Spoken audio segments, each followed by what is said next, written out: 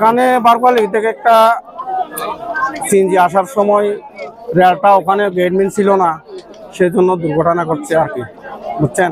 গেটম্যানের অবশ্যই প্রয়োজন ওখানে। বারকোয়ালি যাতায়াত রাস্তা একটু চলাচল অনেক বেশি। এই পর্যন্ত কতজনের নিহত হওয়ার খবর পেয়েছেন? এই পর্যন্ত এখানে তো মনে হয় এখানে প্রায় 10-12 জন।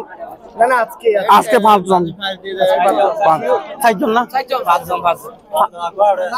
5 জন।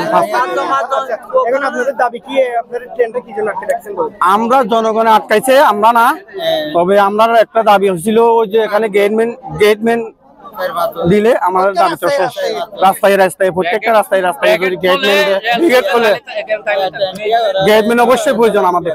ঘটনাটা হয়েছে মানে একটা 1 ঘন্টা প্রায় আগে একটা রেল এখান থেকে চলে গেছে দিকে, এই একটা সিএনজি তাতে মানে ধাক্কা খাইছে আর কি।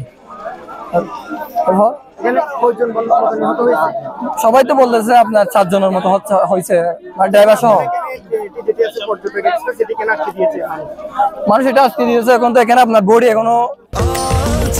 স্বাস্থ্যকর অল টাইম হানিকম, সব সময় অল টাইম হেলদি লাইফ।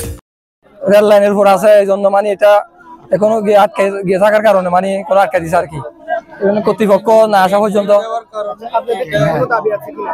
দাবি এটা আর কি, রেল কর্তৃপক্ষ এখানে এসে মানে সুন্দরভাবে একটা সমাধান করতে হবে, না হলে তো জনগণ ক্যাফে আছে আর কি। থানার ওসি হিসাবে আমার যে দায়িত্বটুকু, আমি আপনাদের সাথে থাকবো।